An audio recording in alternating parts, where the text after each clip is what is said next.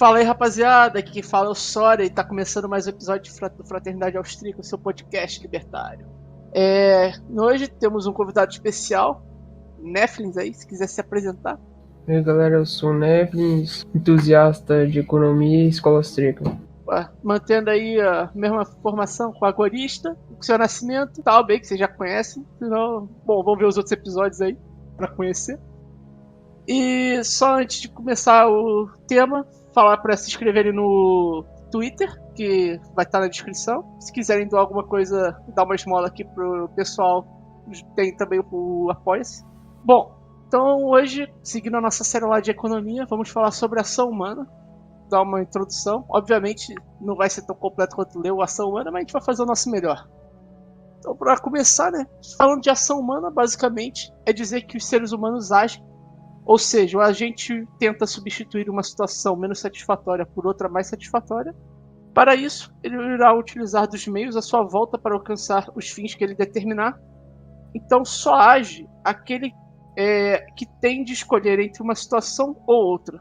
Se ele não tivesse que assim fazer, poderia satisfazer todas as suas necessidades ao mesmo instante. E não seria realmente um agente humano, como o Mises fala lá. Porém, como a gente vive num mundo de escassez, é necessário que a pessoa escolha que meios irá empregar para realizar determinados fins, que serão excludentes entre eles, não podendo escolhê-los simultaneamente. Portanto, agir sempre envolve escolher, que é uma coisa muito importante que vai determinar futuros teoremas, que, por exemplo, do valor e tal. Quer falar da metodologia aí, ô Sr. Nascimento? Opa, pode ser. Basicamente, a praxeologia ela usa como metodologia a dedução lógica. Ela parte de princípios e desses princípios ela decorre toda a sua teoria. E, no caso, todos os princípios da quais decorrem a praxeologia são princípios de fatos irrefutáveis. São princípios que, no caso, são provados de forma apodítica, basicamente. Que, no caso, sequer você pode negá-los, pois ao negá-los você afirmaria a existência deles. Então, no caso, você estaria provando eles como reais. E basicamente é disso que decorre a praxeologia. E a praxeologia também vale lembrar que ela é um framework para estudos econômicos e de vários outros campos. Ela é basicamente um ferramental para que você entenda a ação humana e disso você consiga decorrer vários outros estudos. O que tem para falar é que a ação aí, no caso, vai ser reconhecida como uma extensão da razão, né? Porque a própria ação é melhor falar no próximo tema, porque tá dentro dos requisitos dela, essa parte de identidade como na verdade, a razão é necessária, né? No caso aí. Não, mas o Mises fala que... eu não lembro o termo, mas tem a mesma gênese que a razão. É que assim, em mundos possíveis o ser humano pode ser que não haja na configuração do Mises, mas isso é outra questão. Se você for por lógica. Porque assim, pode ter mundos onde essas ditas necessidades, um ser que tem a razão, mas não necessariamente um ser que age nos termos que o Mises coloca. Entende? Caralho, isso é possível? Tipo Deus, ele tem, sei lá, um tipo de racionalidade, ele age, na verdade ele não age. Aí... até que o Mises fala que tem os seres sobre razão, não tem alguma coisa com isso? É que aí ele até lá ele coloca, se não me engano, é a página 100, por aí. Ele coloca ali que... Sim, mas ele coloca que Deus não tá dentro do sistema lógico. Então, justamente o que eu tô falando. Ele coloca, justamente o que eu tô falando. Ele fala assim, é que o princípio de tempo não encaixaria na conjuntura de Deus, certo? Porque se Deus, se tudo aquilo que é a vontade de Deus de fato existe, ou de fato, então ele não age sobre esses termos, tá ligado? Ele vai falar lá, eu tô falando por cima, bem por cima, mas acho que é basicamente isso. Ele coloca que o tempo não é um pressuposto. Mas você não compreende a razão humana como tudo aquilo que provém da lógica, que é derivado da estrutura lógica, que inclusive o Mises fala que Que a estrutura lógica humana é independente do sujeito, mas é dependente do processo evolutivo. Um negócio assim, antes. Sim, de é falar quase como um sobre sistema Deus, de etc. necessidade, exatamente isso. Você. Sim. Certo, pra você agir, você precisa da razão. É isso que eu tô tentando falar. Seguindo então, após a metodologia da praxeologia, vamos para o primeiro conceito da praxeologia, que é sobre a ação. Que toda ação humana é necessariamente propositada. Sempre que um homem age, ele busca alcançar um fim. E esse fim que ele busca é uma coisa proposital. Ele mentaliza esse fim e ele busca esse fim de forma proposital. Ele não busca, por exemplo, de uma forma através de um impulso reativo.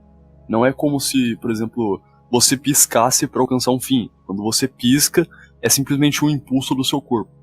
Você busca um fim quando você vê esse fim, almeja ele e faz ações propositadas que visam alcançá-lo. Isso, inclusive, é o que diferencia a praxeologia da psicologia. Porque a psicologia, no caso, ela estuda fatores que impelem no agir, enquanto a praxeologia estuda o próprio agir. A psicologia ela estuda os impulsos naturais, enquanto a praxeologia estuda o fato em si da ação. E disso, inclusive, sai um dos axiomas da ação humana, que é: escolhas determinam tentativas de alcançar fim. Sempre que você escolhe, por exemplo, agir de certa forma, sempre que, por exemplo, você come uma comida para satisfazer a sua fome. Nesse caso, você está usando o meio comida para alcançar seu fim.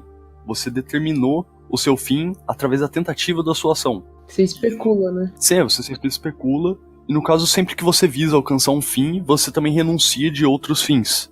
Por exemplo, se você visa comer uma maçã, você não consegue usar posteriormente essa maçã para jogar futebol. É Ou você discriminação, pode usar né? para afinhar ou para um fim É B. discriminação. Seria quase como possibilidades infinitas para uma escolha, certo? Dentro disso, o mindset tem. Só um ponto, Wallace. Eu acho que não tem como você falar que a praxeologia estuda a ação em si. Ela estuda a ação como tal, porque a ação não é um objeto de análise. Ela é um conceito. Verdade. A pessoa estuda a ação e as consequências dela. A consequência lógica. Sim. Porque você Quando fala eu estudar falo ação... ação em si, eu digo ação a per se. Sim. Verdade. Mas assim, Só isso. Só. Concordo. Acho que a palavra que o... Acho que as palavras que o Mises usava era descrição e explicação, né, da ação. Adentrando então um pouco mais a ação humana, chegamos nos pré-requisitos da ação humana.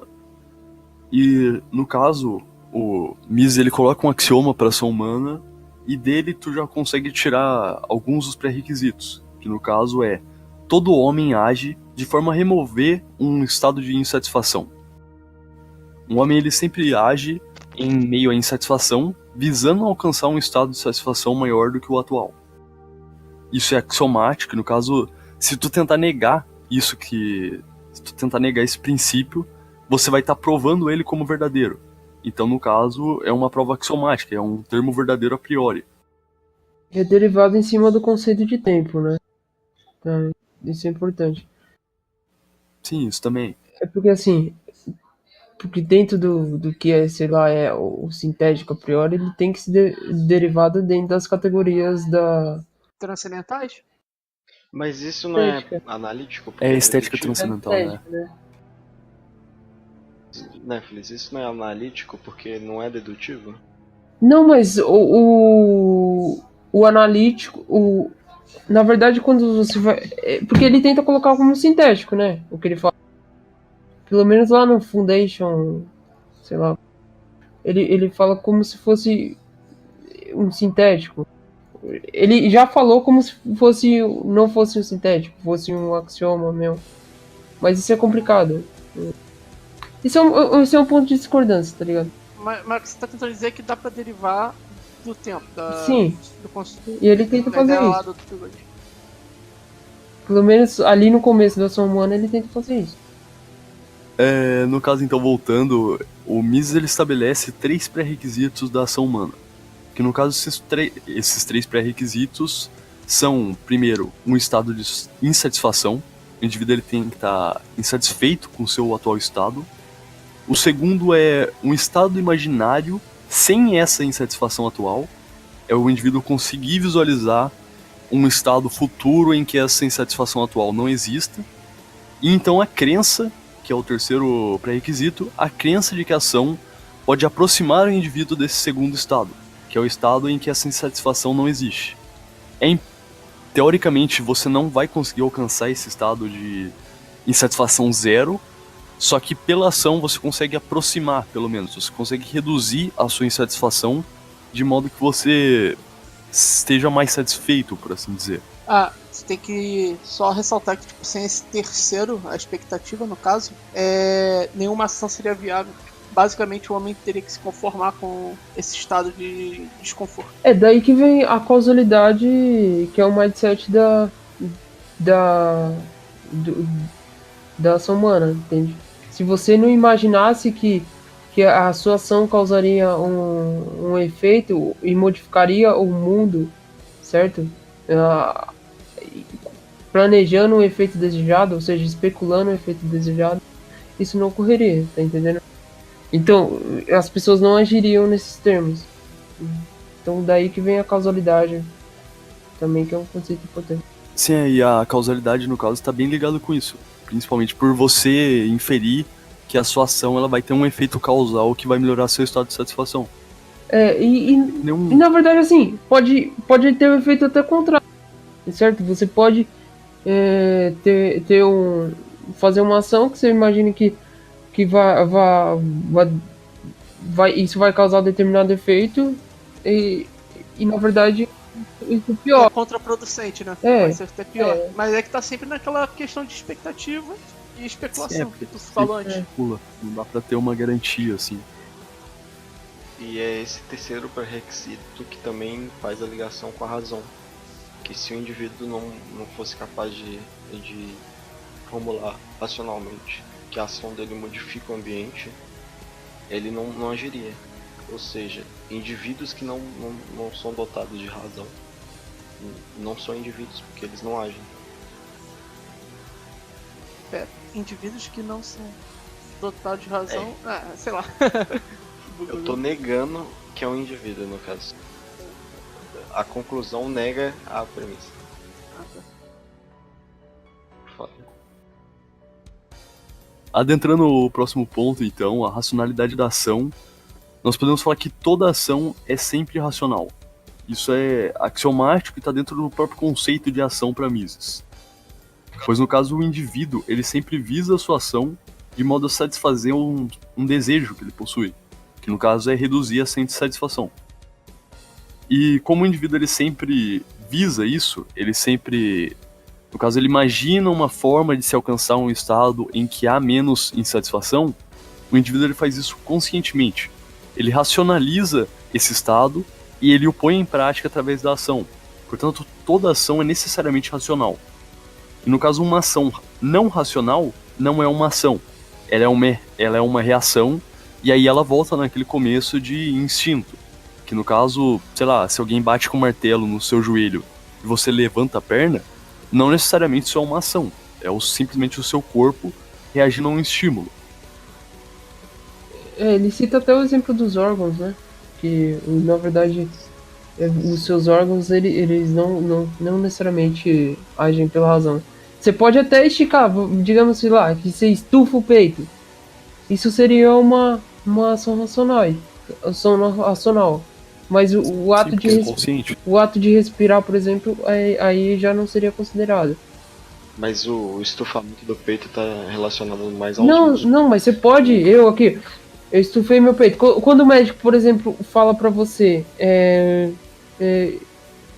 sei lá, estufa o peito, ele fala, solta o ar, ou algo assim, tá ligado? Ele põe aquele bagulhinho no seu peito, tá ligado? Aí você fala, segura o ar um pouco. Aí você vai lá e estufa o peito. Agora solta. Isso seria considerado uma ação racional, tá ligado? Porque inclusive, o Mises linka isso principalmente com a racionalidade, porque quando você faz uma ação dessa, você está atribuindo um valor para essa ação. Quando você respira fundo e infla o peito, No caso, você está inferindo um valor subjetivo para essa ação, e por isso essa ação é racional. Sim. Ele chega até a rejeitar esse termo ação racional que ele considera um pleonasmo. Exatamente. Mas aí é importante falar racional, né? Porque às vezes a pessoa fala, você tá numa conversa, o indivíduo é racional. O que ela quer dizer? Porque tem o sentido pragmático da linguagem. O que a pessoa quer dizer quando fala o indivíduo é racional? É que ele tende a ser frio Planejar suas ações. Exatamente. Não é nesse sentido que a gente tá falando aqui. É no sentido de qualitativo. Não cabe aqui o sentido do quantitativo. Entende? Não é errado a pessoa falar o indivíduo é racional. Na linguagem, na comunicação isso acontece, tá entendendo? Mas é importante entender a instância daquilo que a gente tá tentando falar aqui, entende? Mas então, transferindo isso pra praxeologia, seria como se as pessoas estivessem colocando os juízos de valores dela no lugar do agente, tá ligado? Sabe? Até tipo no primeiro parágrafo lá, tipo, ele começa criticando isso daí na parte que ele fala de racionalidade e irracionalidade. Sim, que ele fala que é indiferente, né? Oi? Não escutei. Ele fala que se você colocar, atrelar a ação, racionalidade ou irracionalidade, é indiferente. Ele fala isso em diversos pontos. A racionalidade da ação. Ele fala, no Teoria e História, ele fala muito. Entende? Mas isso é uma crítica de quem vê por fora, né? E quem tem algum contato já descarta isso. Então, na verdade, isso é só uma clarificação daquilo que a gente está tentando passar.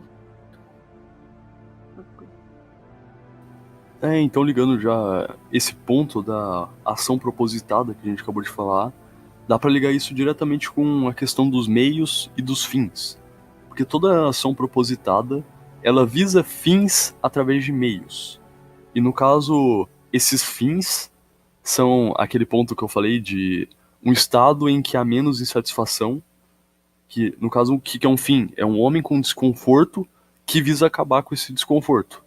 Esse é o fim de toda ação. E no caso, o meio para qual isso vai acontecer é qualquer coisa que é empregada de modo a alcançar esse fim que a pessoa almeja. Então, no caso de fins e meios, é basicamente isso. O fim é aquilo que a pessoa almeja e o meio é aquilo que a pessoa vai usar para alcançar o fim. Dentro disso, acho que a gente pode tirar alguns temas, alguns comentários. Por exemplo, o fim, ele é um conceito totalmente imanente. Ou seja, você que tem ele. Então, quando você, por exemplo, compra alguma coisa, você compra, de certa forma, um conceito, acho que a gente pode dizer isso, uma coisa interna sua. Entende? Você está comprando um livro porque você imagina que esse livro possa te passar um conhecimento. Correto? Isso é só. Você pode comprar o livro por diversos motivos. Eu posso colocar um livro para usar como travesseiro. Perfeito. Você comprou um livro para usar como travesseiro. Por que é importante isso? Imagine que, tipo, eu tenho um carro. A função primária, sei lá, intuitivamente de um carro é você se locomover de um lugar para outro. Mas tem carros que, tipo, te trazem status social. Isso é importante, sim, sabe? Então as pessoas podem pagar mais no carro por conta, não necessariamente da eficiência, ou sei lá, um iPhone, mas por conta desse status.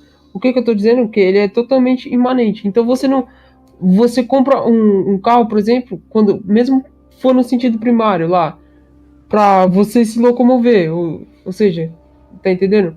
Mas você pode comprar o carro por diversos outros motivos, entende? Então a característica está em você e não uma característica do objeto em si, tá entendendo?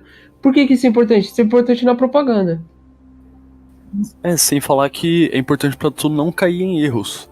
Porque, por exemplo, o Walrus e o Heavens, ele caíram num problema justamente com essa parte. Que eles, na época, eles eram marginalistas, eles acreditavam que o valor derivava de você usar um meio para alcançar um fim, só que eles caíram num problema de achar que o fim é uma coisa objetiva, principalmente o Heavens. E aí, no caso, imaginando que o fim é uma coisa objetiva, ele tentou fazer toda uma fórmula matemática que demonstra como tu usar meios para alcançar o fim. Não é uma Ele coisa usou um que... princípio. Ele derivou o marginalismo por conceitos matemáticos, né? Ele é foda. Se é... Mas Isso, inclusive, é a importância da teoria do valor do Mises. Porque a teoria do valor do Menger, ela, de certa forma, está correta, só que ela não demonstra de onde se deriva o valor. E quando você não demonstra de onde se deriva o valor, tu não tem como ao certo provar que ele é realmente subjetivo. é mais bem fundamentado, né? No caso. Sim. Porque ele já tinha uma base, o Menger. Mas na verdade a teoria marginalista ela tem sua importância ali. Porque ela quebra. Sim, é. Ela quebra um paradigma muito grande. Na verdade, ali nem seria considerado escola austríaca, né? A separação. Seria. Tipo, o Menger é um neoclássico. Se a gente for colocar. É, que aí depende do que tu considera neoclássico, austríaco. Aí meio... Eu acho que a separação veio com Mises mesmo, eu não sei. Tipo, não sei, eu diria que o Kubaverk veio um bagulho bem clarificado. Mas ele ainda era... É porque teve 2 alunos lá do Menger, né? Eu esqueci o outro lá, o Von, uma coisa assim. Não vou lembrar. Esse... Tem muito aluno. O Menger, inclusive, ele deu aula pro filho do príncipe da Áustria. Eu esqueci, velho. Eu não... Mas na árvore genealógica lá, tem sim uma separação ali entre... Mas eu acho que o pessoal ainda considerava na época, porque eu tô falando na época, entende? Coisa como, apesar de austríaco, mas um neoclássico, tá ligado? Ainda era mainstream, a gente vai dizer assim. Que até o termo austríaco não foi nem feito por eles, né? Foi por um cara que foi queria... Como é que se diz? Denegrir a escola denegrir, austríaca, né? essa é a palavra. Gustav von Schuller. Coisa, inclusive, que a gente falou mais no primeiro episódio do podcast. Quem quiser ouvir, a gente tá falando bem sobre isso lá. Mas assim, porque assim, eu já fiz propaganda, né? Propaganda em marketing. Só pra dar um exemplo do que eu queria falar lá no começo, que é o seguinte: é muito mais difícil você implantar um desejo na pessoa. Na verdade, o que a propaganda faz é mostrar aquilo que ela quer de um jeito muito mais simplificado. Entendeu? É isso que você quer aqui, ó. Pum. Inclusive, eu não sei se é o Mises ou o Rothbard que fala isso, mas diz que não é possível você criar demanda. O que você pode fazer é descobrir uma demanda já existente, mas criar essa demanda é impossível, porque sempre pessoas vão estar buscando reduzir o seu estado de insatisfação, e portanto a demanda sempre vai existir. O que tu pode é descobrir formas de solucionar essa demanda. Só que criar a demanda, como tem pessoas que dizem que o marketing cria demanda, isso seria impossível pela praxeologia. Velho, você vai lá no Kotler. O que ele fala ali é justamente entender como as pessoas pensam e dentro disso criar uma microlinguagem que tenta exprimir aquilo no comercial. Tá entendendo? Então assim, imagine que é tipo 2 caminhos. Tem 2 caminhos. Um tem um passo a mais, que seria eu justamente criar aquilo que as pessoas querem. Criar aquilo que as pessoas, que eu acho que elas têm que querer.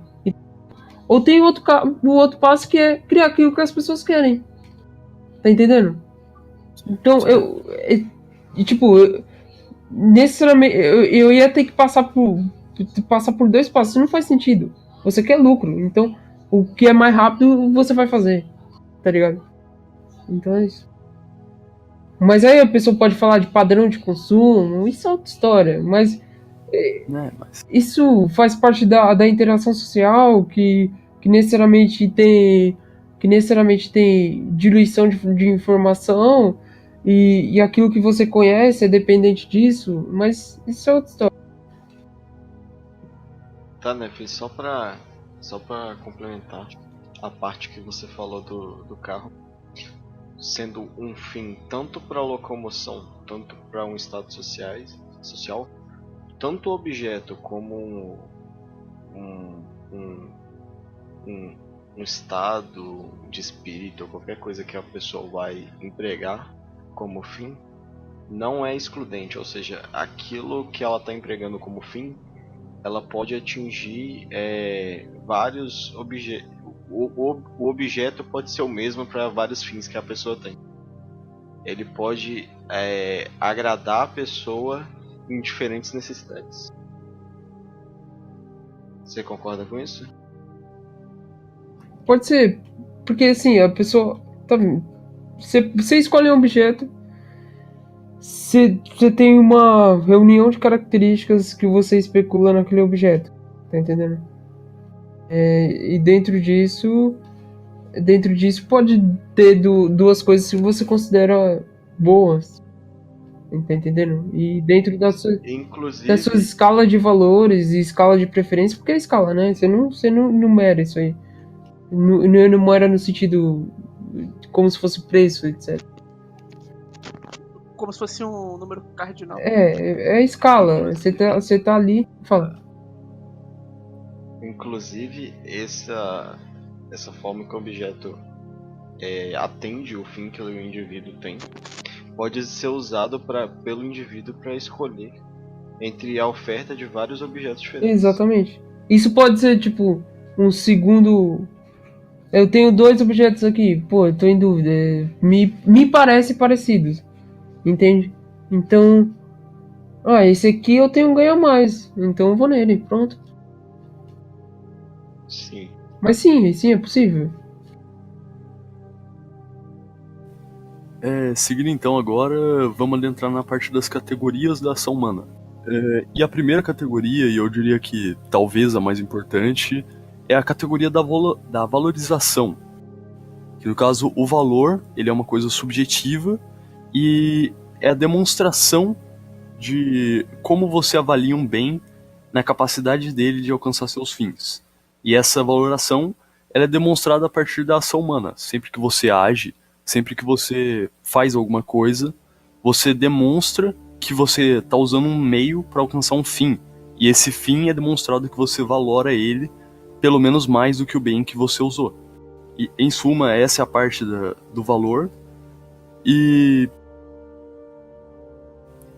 o que pode ser demonstrado a partir disso, por exemplo, que tu pode chegar à conclusão a partir dessa parte de valoração, é que, por exemplo, se o indivíduo atingiu um fim A no lugar de um fim B, isso basicamente significa que ele valoriza mais A do que B. Por exemplo, se você tem duas coisas para fazer ao mesmo tempo, se tu tem um podcast para gravar ou um LOLzinho para jogar, e tu escolhe jogar o LOLzinho, isso demonstra por ação que tu valora mais o LOLzinho, tu valora mais subir de elo, do que gravar um podcast bom pros ouvintes. Tô achando que eu deveria estar jogando LOLzinho. Porra, gurish. Bom, é daí que, como o Nefrus também tinha falado antes, que entra a escala de valor. Só pra lembrar que essa escala de valor só se mostra na ação, você só consegue... Ela só se manifesta na realidade, tipo, na ação. E ela, em larga escala, é usada mais como um método, tipo... A palavra não é intelectual, é mais um método de ensino, né? Pra deixar mais fácil de observar as escolhas para se clarificar a questão do valor. É didática essa palavra. Sim, é uma postulação, né? Então, escala de valor dentro daquilo que você consegue imaginar. Então, você não necessariamente vai avaliar todos os objetos que tem ao seu alcance. Tem ao seu alcance para você tomar a ação. É dentro daquilo que você consegue imaginar. Daí um dos pontos do marketing, né? De mostrar aquilo que você quer. Entende? Mas então, dentro daquilo que você consegue imaginar, você traça, na medida em que você vai raciocinando com relação àquilo, você traça os ônus e os benefícios daquilo. Entende? Então, o ônus, na verdade, seria o caminho que você teria que percorrer para conseguir aquilo, que seria o preço. Entende? Então, a gente vai falar de preço? Não, pode falar aí já. Ele aborda aí por então, aí. Tipo, o preço ou o custo. Aqui, na verdade, seria o custo, na verdade. O custo é, tipo... velho... Pra mim... Pra mim pegar água, eu tenho que andar 100 metros. Pra mim pegar um suco, eu tenho que andar 50 metros. Entende? No caso, o que o Mises ele define como custo é aquilo que você tem que renunciar para alcançar um fim. E, por exemplo, tá mais ligado com outros fins que você renuncia enquanto você age. Mas Por seria exemplo, justamente isso. Eu não sei se. Eu tenho que andar. Sim. Eu tenho que renunciar do meu tempo aqui pra andar. Eu tenho que renunciar da minha aptidão física. Da minha energia. Exatamente. Energia. Isso seria o custo, né? Então, tô postulando duas situações, tá ligado? Duas escolhas que a pessoa imaginou, entende? Ela quer se hidratar. Ela preferia a água, mas sendo que eu tenho que andar mais 50 metros, eu posso preferir o suco dentro dessa escala, entende? Basicamente O os seu- meios que tu tá usando Rapidão. desculpa, vai, segue. O seu exemplo é muito bom porque a gente pode extrapolar isso até pro suor da pessoa como um custo objetivo no que ela vai ter de lucro no final. Que ela, ao andar mais, ela vai gastar mais água e vai... só botando aqui. Todo custo é subjetivo. O Mises coloca isso porque os fins que você renuncia são fins subjetivos que na sua mente poderiam alcançar um estado maior de satisfação. Só que você, por ação, demonstrou que você acha que esses fins que você alcançaria não seriam tão satisfatórios quanto o fim que você colocou em ação. Então, todo custo, por se derivar do fim, do valor, ele necessariamente, todo custo, é uma coisa subjetiva. Então não teria como... Sim, mas é subjetivo. Eu tô falando do momento que ele faz a escolha. O Talvez falou custo objetivo. Não. Aí só. Não. Ele tá especulando que ele vai ter que suar, ele tá especulando que ele vai ter que andar mais 50 metros, entendeu? E dentro dessa... Aí que vem a história da escala de valor. Dentro dessas duas escolhas aqui, não precisa necessariamente ser só essas duas, não precisa ser necessariamente dessa forma. Entende? Mas é a especulação da ação. É disso que a gente tá falando aqui. Eu só tô... É só porque ele falou custo objetivo, só pra demonstrar que não dá pra ter custo objetivo, no caso. No caso, eu queria falar um custo... não é um custo, uma despesa, um gasto. É algo que não tá atrelado ao que o sujeito... Se bem que tá, man. Porque na verdade ele tá... Não sei. Isso vai ser considerado. O custo, o preço. A perca, no Sim, caso. isso vai ser considerado na ação. Entende? E o custo, no caso, é uma categoria da ação também. Como já havia falado do valor, o custo é uma outra categoria da ação. Sim. Continuando agora entre as outras categorias, outra categoria, por exemplo, que pode se entrar, que é uma também muito importante, e sem ela não seria possível qualquer coisa. Ela entra até em outros campos da filosofia, que é a categoria do tempo. Toda ação, ela necessariamente implica uma mudança. E essa mudança necessariamente necessita do tempo. Para você mudar uma coisa, você precisa do tempo. Sem o tempo, há inanição e você não consegue mudar nada. E no caso, toda ação também, ela especula... No caso, toda ação, ela necessita dos 3 estágios do tempo. Você precisa do passado para adquirir o conhecimento para ação, para conseguir especular e tomar alguma... para conseguir pensar em alguma coisa. Além disso, você precisa do presente, pois é no presente onde a ação se desenvolve. Toda ação necessariamente se dá no presente, e isso é outro axioma, porque se você negar isso, a sua ação vai se dar no presente, então você vai comprovar esse fato. E também precisa do futuro, porque toda especulação em relação ao lucro de uma ação necessariamente se dá ao futuro. E sem o futuro, não há especulação do lucro de uma ação, e portanto você também não agiria. Então, os 3 estágios do tempo são necessariamente... são campos fundamentais como categoria para a ação humana. E a ação humana ela é sempre voltada também no campo do futuro. ela sempre visa o futuro, ela não visa o passado, ela não visa o presente. Ela visa esse lucro no futuro. Com essa questão do tempo, então, seguindo, o Mises ele entra na questão das etapas da ação humana. Que no caso são 3 simples etapas na ação humana, que a primeira está ligada com aquela questão dos pré-requisitos, que é você identificar a sua insatisfação. Você identifica que, por exemplo, você está sem o que fazer e isso é insatisfatório para ti.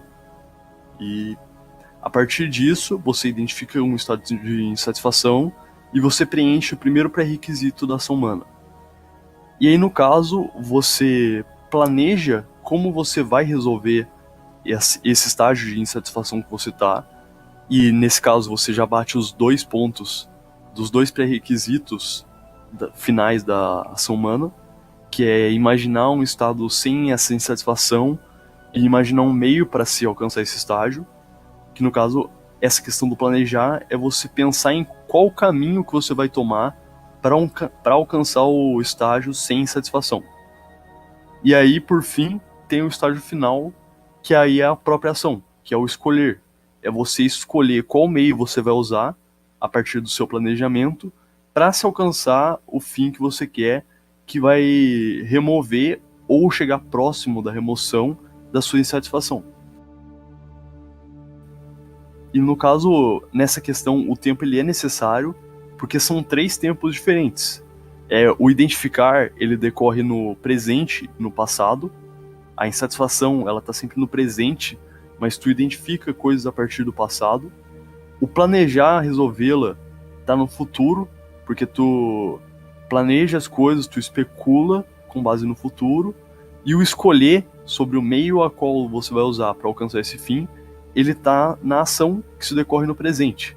Então as 3 etapas do tempo estão no meio das etapas da ação. No caso, essas seriam as 3 etapas da ação humana.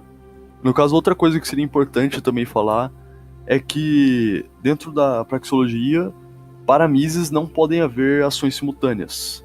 Que você não pode fazer 2 ações ao mesmo tempo. E esse é um ponto, inclusive, que tem que ser um pouco mais martelado, porque acaba gerando muitos erros. Pessoas pensam que, por exemplo, eu tô comendo um pedaço de bolo, gravando um podcast, tomando café e jogando LOL. São 4 coisas diferentes, então eu tô fazendo 4 ações. Só que a questão é que não é isso que o Mises define como ação. Ação é usar um meio para alcançar um fim. Você está usando esses 4 meios, só que você está buscando alcançar um mesmo fim. Você está buscando alcançar um fim que é um estado de satisfação maior, que vai remover o seu estado de insatisfação atual. No caso, por mais que você esteja usando mais de um meio para a sua ação continua sendo uma só. Na verdade, assim, isso seria uma ação. Todos esses seria considerado uma ação. Mas o que acontece?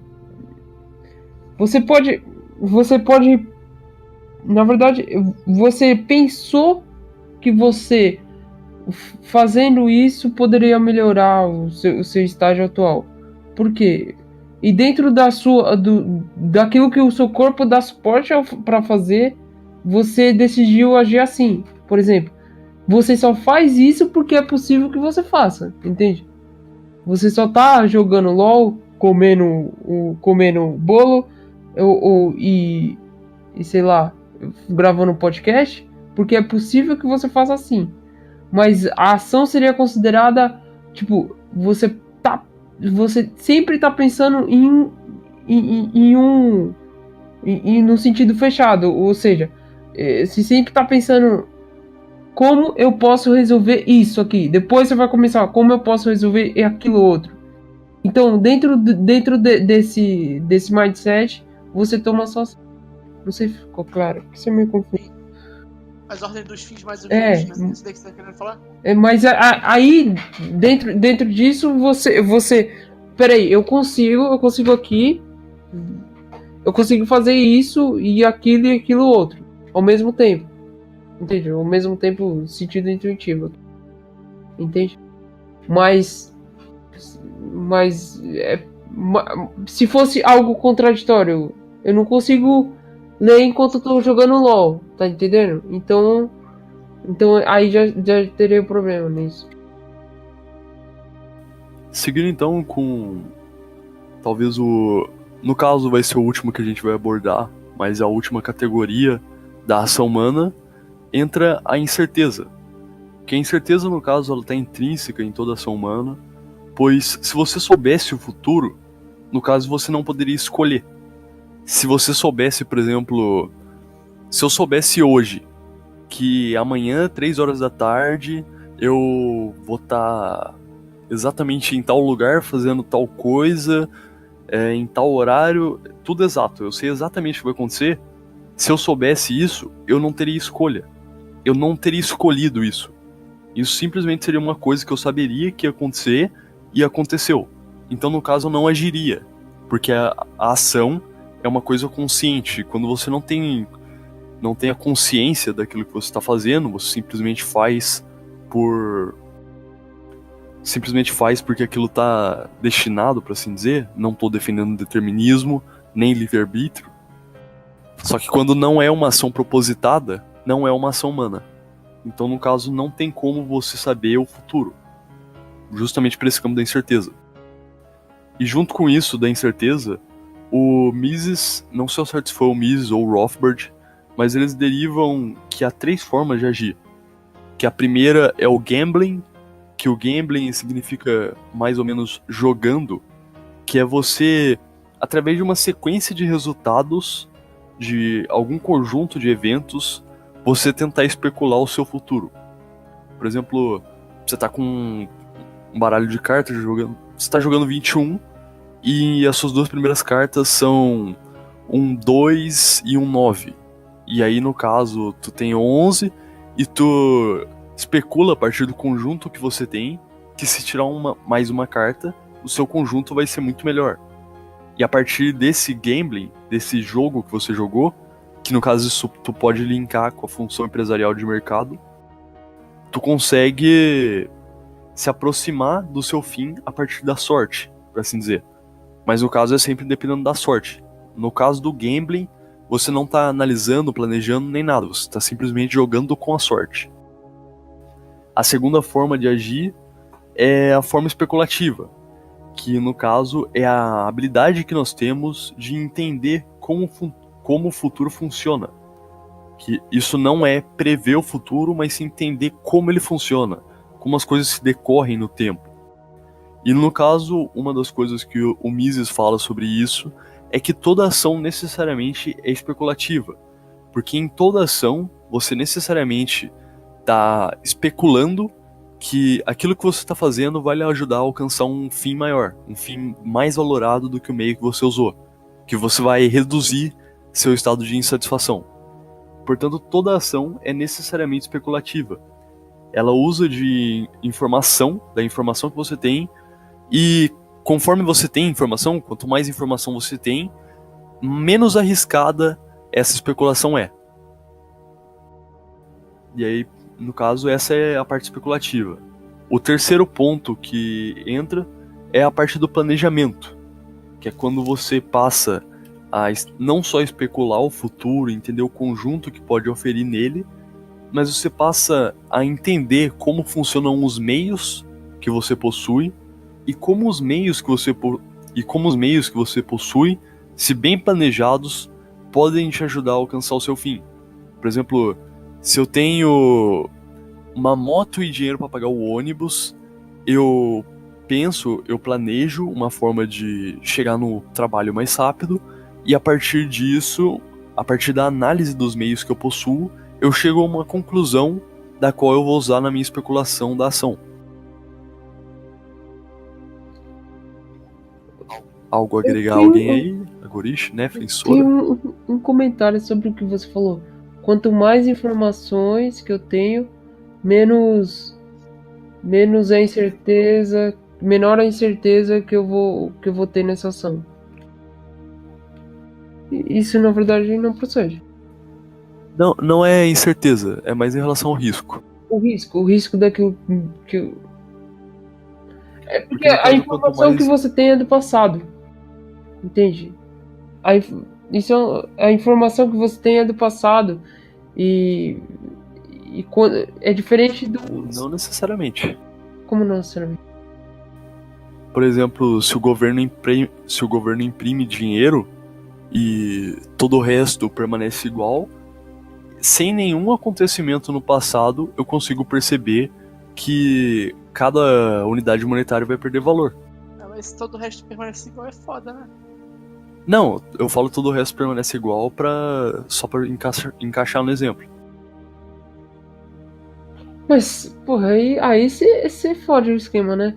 Porque você fala todo o resto... É que nem Não, o seu Nascimento, tipo, o Mises mesmo fala que as suas premissas na análise econômica tem que estar condizentes com a realidade, senão você, tipo, é mera... Ok. Como é que ele diz? É que no caso eu deixei pra deixar claro, mas de qualquer forma, se o governo imprime mais dinheiro, imprime mais unidade monetária, cada unidade monetária, independente de todo o resto permanecer igual, vai perder valor. Não, se a produtividade for muito maior, ela não perde valor. Pode ser até que Não, ganhe o valor... valor. Se dinheiro deixar de ser usado com a velocidade que ele era usado.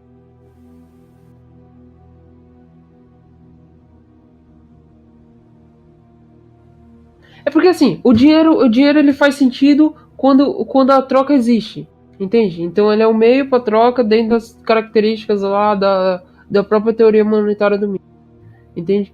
Então ele faz sentido. Quando a pessoa deixa de usar aquele dinheiro não seria contabilizado dentro de uma economia, dentro de um mercado econômico, entende? Então a valoração desse dinheiro não necessariamente vai estar ligada à impressão de dinheiro. Porque, por exemplo, eu posso pegar o governo pode imprimir dinheiro aqui e eu pegar tudo aqui e guardar na minha coisa, no meu guarda-roupa e nunca usar esse dinheiro. Esse dinheiro, ele não vai ser... não vai modificar cada unidade de dinheiro das pessoas, porque eu não estou usando ele, entendeu? Eu tô esquecendo o ponto, mas o Rothbard ele entra um pouco mais nisso em relação ao apesar. É mais uma relação de apesar. Mas de qualquer forma, primeiro eu falei que tu diminui o risco, mas tu não... Certo, intuitivamente você pode falar isso, mas... O tira por Você completo. pode falar, apesar desse gap aqui, você pode dizer que você reunindo mais informações, e informações seriam consideradas aqui já pressupondo corretas, né? É porque o que eu queria colocar aqui, na verdade, desde o começo, é que é diferente, tipo, o método de análise austríaco... Eu viajei. Não, eu viajei. Agora que eu saquei o que é informação aqui. Informação aqui não tá se tratando de, sei lá, conhecimento epistemológico. Com informação, o que ele tá falando aqui, eu tenho quase certeza que é a relação de informação subjetiva atômica. Que no caso, por exemplo, se outra pessoa já se arriscou no mercado antes de ti, e essa pessoa denotou uma demanda do mercado, tu se arriscar no mercado, tu já vai estar sabendo que existe essa demanda, tu já vai ter conhecimento dessa informação subjetiva, e a partir disso tu não precisa se arriscar tanto quanto o primeiro cara. Eu sei bem o que você está falando. Isso é o processo de preço. Sim, sei bem do que... sim, isso é verdade. Preço é pra outro episódio, hein? Preço, informação... Olá a todos, eu tô gravando isso aqui depois que o podcast foi feito, já na edição. Acabou que essa parte final acabou ficando meio bagunçado. A gente ia fazer a despedida, simplesmente se despedir no final do podcast, e ficou meio bagunçado. Eu ainda vou colocar, só que eu vou deixar claro aqui que os próximos 3 minutos é basicamente a gente falando merda. Então se quiser parar por aqui já, eu agradeço a todos que ouviram, e até o próximo episódio. Obrigado. Não, peraí. Primeiro tem que... Vamos lá, vocês têm que se despedir, peraí. Peraí. Fala... Sim. No final faz aquela questão de se despedir e fala pro Agorish. Agorish.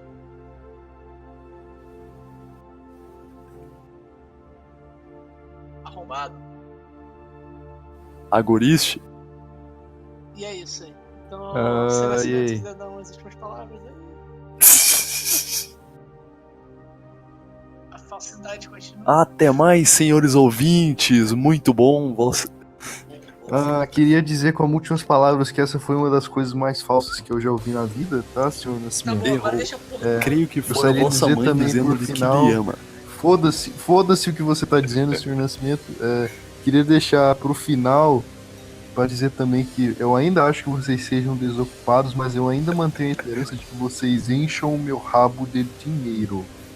Mandando lá pelo Apoia-se e tal, contribua aí. Carteira Deixa de o nosso Bitcoin convidado bem, se tamo aí. Agradeço a todos que ficaram até o final, mostrando que são desocupados pra caralho, mas mesmo assim, eu amo vocês, mesmo que eu não conheça você, mesmo que você não seja Acho- mulher. Acho que agora ele então. falou mais do que Você falou que você é O gay? que mais eu tenho por falar? Você acabou de sair do armário, Gorish? É isso? O quê? Você acabou de sair do armário? Foi isso que eu vi? Opa. Não, como assim eu saí do Não, armário? eu O que você tá amo falando? vocês. Aí você fez uma diferenciação. Mesmo que você não seja homem, mulher. Ou seja, você pode amar os dois. Então, uai. Você é bi. E se você deu esse sentido, é porque você já intuía Não, essa conectação. caralho, Essa eu tô conotação que eu tô colocando aqui, portanto gay. Cara, não, pô, eu tô dizendo que eu amo mulher. Porque se eu tô dizendo que eu amo vocês, apesar de Opa! vocês serem mulheres, Você ou não- de vocês mulher não serem é homem. mulheres, O não, subconsciente caralho. agindo. Começou o debate. Não, ó, seguinte, não, cara, assim, a conjunção apesar de é uma conjunção de concessão. O que é concessão? Quer dizer que existe um fato contrário, mas esse fato contrário não é o suficiente para parar a coisa ao qual ele é contrária. Então, quando eu digo eu amo vocês, apesar de vocês não serem mulheres, o que eu quero dizer? O fato de vocês não serem mulheres é algo contrário ao fato de eu amar vocês, mas não é suficiente para pará-lo. Não, você. Apesar de Então, você ama eles.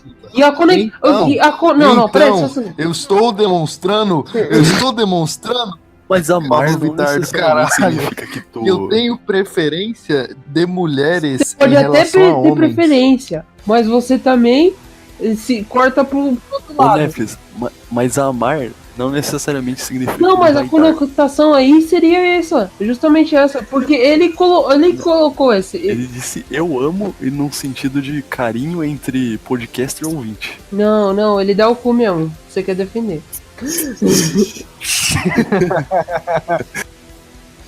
E então, senhores ouvintes, me despedindo aqui, até mais, muito obrigado. Vai se fuder, essa falsidade do caralho. Eu não vou deixar você falar enquanto você não falar direito. Não, já parei. Eu só tô... O Sora, fala aí. Não, pera aí, deixa eu... Não, vai me despedir. Até uma... Já, falei. Não, Tô se despediu não. Falei que o guri é viado aí. Tchau, pessoal. É isso. Fala de novo então, só pra na edição ficar. Não, o guri. Peraí, deixa eu ouvir sua voz fininha de viado. O guri dá o cu, ele já declarou aí, viadão. Então, esse foi mais E um tchau aí, episódio. pessoal. Eu espero que essa porra entre na edição. Ai. E como o Agorist já fez Não, isso aí vai merchan, ficar. Aí. Não, peraí. Se o senhor Nascimento cortar o que aconteceu aqui, Vai ficar. ninguém mais vai participar tá desse prometido. podcast. Estamos prometendo parte isso vai agora, ficar. não é mesmo? Essa não é parte mesmo? vai Agorist já fez toda a propaganda aí de doação e tal, não vou fazer de novo não. Então é isso aí. Até o próximo episódio que a gente vai falar de preço ou outra coisa aí que a gente não decidiu. Mas dólar. Manda por aí embora aí, velho.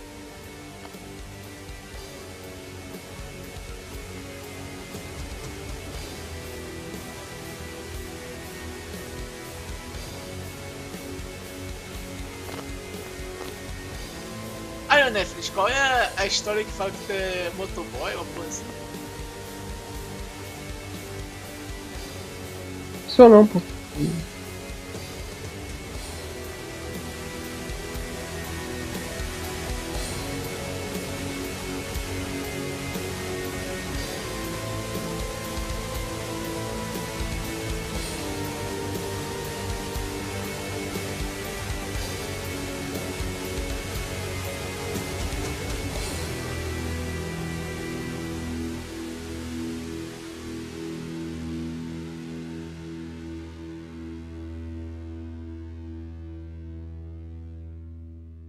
E no podcast Traveco ia, ô.